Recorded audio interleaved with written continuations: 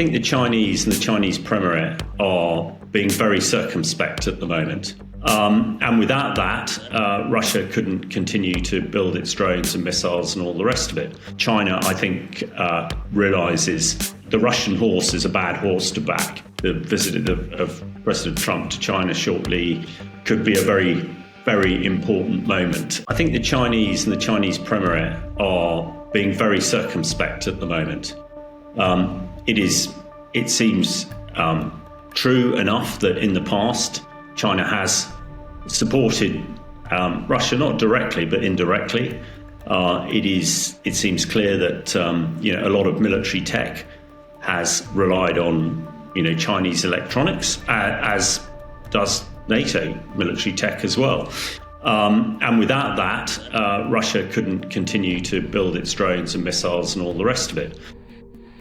It seems probably quite clear that China has also benefited from cheap hydrocarbons, cheap oil coming out of Russia as well. And that has been the quid pro quo. I think Chinese Premier has now sort of realized that actually his Western markets, China is all about economic domination of the world. But, when you look at the size of the Russian economy, which is tiny compared, it's even smaller than the British economy, tiny compared to the US and the people who are the accelerators of the Chinese economy.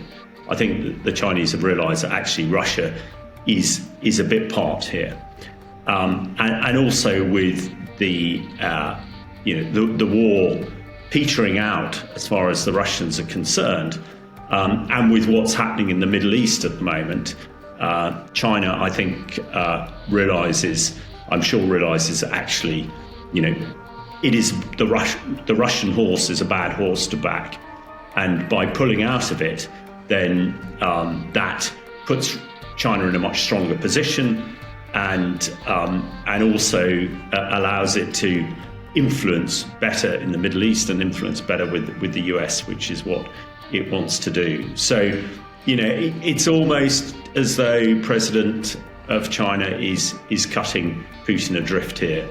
And although there are a few other leaders present at the parade, none of them really can help Russia a very great deal. And most of them are probably there under sufferance anyway, I expect. So I think the Chinese move is really significant.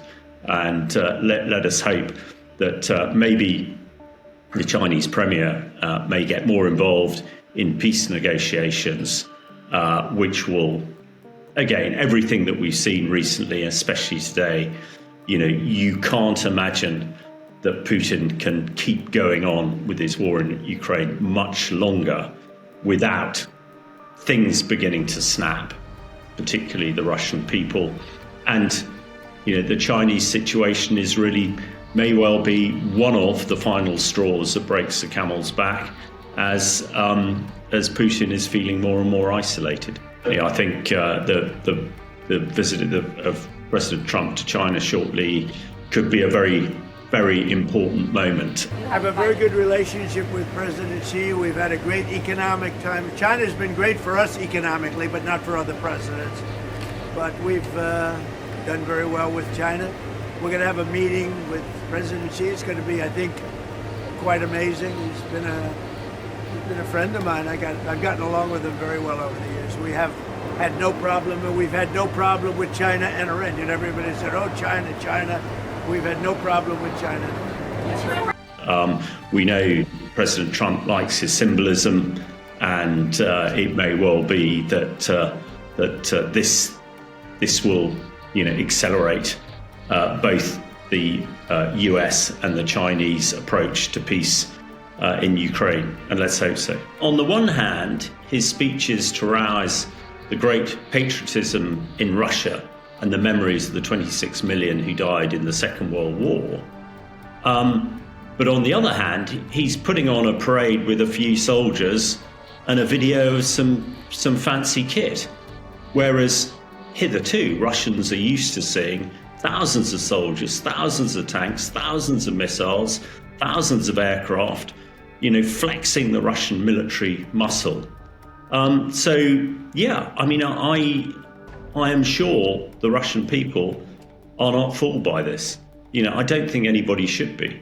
And ultimately, I suppose, we all hope it is a realization that the Putin's war effort is running out of steam. And, maybe it is the time for him to come and get a peace deal now, rather than face complete defeat in Ukraine. And presumably, if he's defeated in Ukraine, then that will be the end of him. But let's not forget, I've talked about the 6,000 plus tanks the Russians have lost. They've lost over 1.5 million men. I mean, it is almost inconceivable. And let us not forget, in Afghanistan in the 1980s, when Russia lost 17,000 men, the babushkas, the mothers of Russia, marched on the Kremlin and demanded the Kremlin leave Afghanistan, and they did. And you can't imagine that those people will allow this to go on much longer.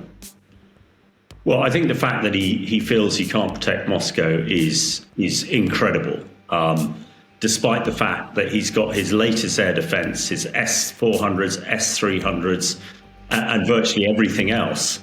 I mean, there's not much on the front line protecting the soldiers there. It's all in Moscow and protecting Putin's palaces. But even with all those, he still didn't think that he could protect the parade. So I think that's massively telling. And the other element is who turned up, or rather, who didn't turn up. That's the most important thing. You only have to look to last year. There were hundreds of dignitaries, foreign dignitaries, who attended, including the Chinese premier. This year, there are a couple of people, and no doubt, a few, few strange sort of generals from Africa and elsewhere who've turned up, who no doubt have been, offered a nice flight and a weekend stay in a posh hotel in Moscow, sort of thing. But it is fooling nobody. I think it just says the whole thing to me, the whole parade, has been a complete humiliation. And as a veteran myself, I feel really badly for the Soviet soldiers who are supposed to be remembered on this day, that they've been, it's, because of what Putin has done, and because he didn't want to risk attack on Moscow or risk his own life, he sort of turned what should have been a fantastic day of remembrance into a charade.